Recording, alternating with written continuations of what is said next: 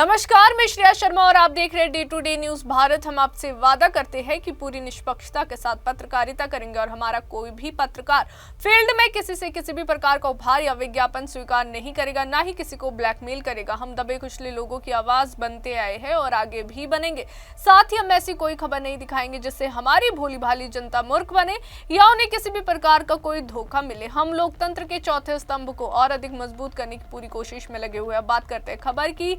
Congress party आज शनिवार 10 जनवरी से देश भर में मनरेगा में किए जा रहे बदलाव के खिलाफ एक बड़े आंदोलन की शुरुआत करने जा रही है, जो लगातार 45 दिनों तक चलेगा। ये आंदोलन ऐसे समय में शुरू हो रहा है जब केंद्र सरकार ने महात्मा गांधी राष्ट्रीय ग्रामीण रोजगार गारंटी अधिनियम यानी मनरेगा को बदलकर विकसित भारत गारंटी फॉर रोजगार एंड आजीविका मिशन नामक नया कानून लागू करने की घोषणा की है। विपक्षी दलों का आरोप है कि ये बदलाव केवल नाम का नहीं बल्कि अधिकारों, संघीय ढांचे और ग्रामीण गरीबों के रोजगार की गारंटी पर सीधा हमला है। कांग्रेस का कहना है कि आंदोलन सिर्फ एक पार्टी का नहीं बल्कि देश के ग्रामीण मजदूरों, किसानों और राज्यों की स्वायत्तता की लड़ाई है। इस कानून के खिलाफ देश के कई राज्यों ने खुलकर विरोध दर्ज कराया है। कर्नाटक, तेलंगाना और पंजाब की विधानसभाओं में इस नए कानून के खिलाफ प्रस्ताव पारित किए जा चुके हैं। वहीं पश्चिम बंगाल और केरल ने भी केंद्र सरकार के इस कदम पर कड़ा ऐतराज जताया है। इन राज्यों का कहना है कि मनरेगा केवल एक रोजगार योजना नहीं बल्कि ग्रामीण भारत की जीवन रेखा है, जिसने करोड़ों परिवारों को न्यूनतम आय सुरक्षा दी है। राज्यों का आरोप है कि केंद्र सरकार बिना राज्यों से पर्याप्त परामर्श किए एक ऐसी योजना थोप रही है जो उनके अधिकार क्षेत्र में हस्तक्षेप करती है। विरोध का सबसे बड़ा कारण मनरेगा से महात्मा गांधी का नाम हटाया जाना है। विपक्षी दलों का कहना है कि महात्मा गांधी का नाम हटाना केवल एक सही बदलाव नहीं है बल्कि ये उस विचारधारा को मिटाने की कोशिश है जो ग्रामीण सशक्तिकरण, आत्मनिर्भरता और गरिमा में रोजगार पर आधारित थी। कांग्रेस और अन्य विपक्षी दलों का आरोप है कि केंद्र सरकार इतिहास और विचारधारा को बदलने की राजनीति कर रही है। उनका ये भी कहना है कि मनरेगा ने आर्थिक संकट, महामारी और बेरोजगारी के दौर में ग्रामीण गरीबों को सहारा दिया है, जिसे कमजोर करने की कोशिश की जा रही है। कर्नाटक सरकार में मंत्री प्रियांक खड़गे ने इस मुद्दे पर केंद्र सरकार पर तीखा हमला बोला है। उन्होंने कहा है कि अगर केंद्र सरकार मनरेगा जैसी मजबूत योजना को खत्म कर रही है तो राज्य को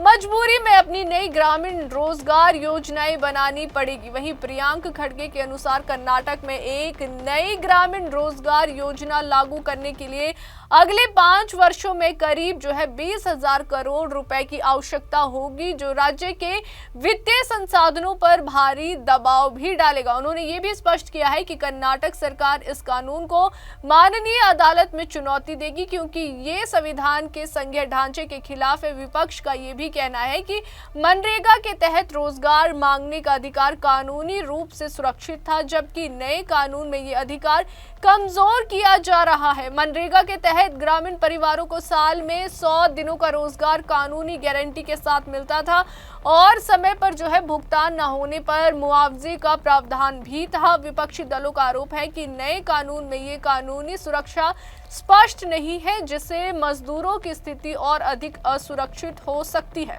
वहीं दूसरी ओर केंद्र सरकार ने विकसित भारत गारंटी फॉर रोजगार एंड आजीविका मिशन ग्रामीण को लेकर कई फायदे गिनवाए हैं।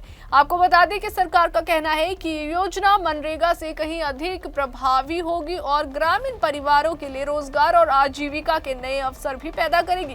केंद्र सरकार का दावा है कि इस योजना के तहत हर ग्रामीण परिवार को 125 दिनों की वेतन आधारित रोजगार गारंटी दी जाएगी, जो मनरेगा से अधिक है। सरकार के अनुसार ये योजना केवल मजदूरी तक सीमित नहीं होगी बल्कि कौशल विकास, स्थायी आजीविका और ग्रामीण उद्यमिता को भी बढ़ावा देगी। वहीं आपको बता दें कि केंद्रीय ग्रामीण विकास मंत्री शिवराज सिंह चौहान ने भी कहा है कि नया कानून मनरेगा के तहत सामने आने वाली जो कमियों है उन्हें दूर करेगा और साथ ही उन्होंने स्वीकार किया है कि मनरेगा में भुगतान में देरी, फर्जी जॉब कार्ड और भ्रष्टाचार जैसी समस्याएं थी, जिन्हें दूर करने के लिए ये नया ढांचा तैयार किया गया है। उनका ये भी कहना है कि नई योजना में डिजिटल ट्रैकिंग और समयबद्ध भुगतान और बेहतर निगरानी व्यवस्था होगी, जिससे ग्रामीण मजदूरों को उनका हक समय पर मिलेगा।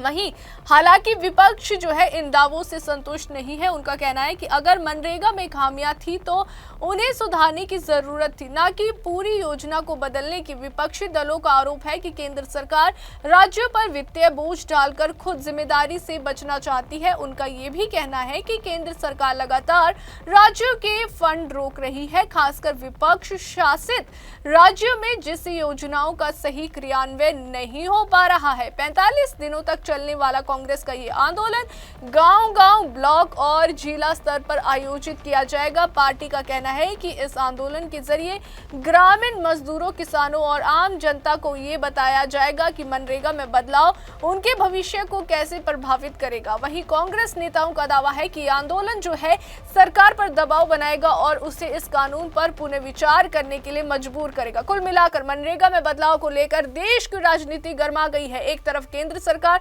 इसे ग्रामीण विकास की दिशा में बड़ा सुधार बता रही है, तो वहीं विपक्ष इसे गरीब विरोधी और राज्य की स्वायत्तता पर हमला करार दे रहे हैं। जी हां, आने वाले 45 दिनों में ये आंदोलन कितना असर दिखाता है और क्या सरकार अपने फैसले पर पुनर्विचार करती है, ये देखना बेहद अहम होगा, क्योंकि इस फैसले का सीधा असर देश के करोड़ों ग्रामीण परिवारों की रोजी रोटी पर पड़ने वाला है। अभी के लिए फिलहाल इतना ही। देश और दुनिया की ताजा खबरें जानने के लिए देखते रहिए day to day news Bharat और हमारे चैनल को लाइक, शेयर और सब्सक्राइब करना ना भूलें।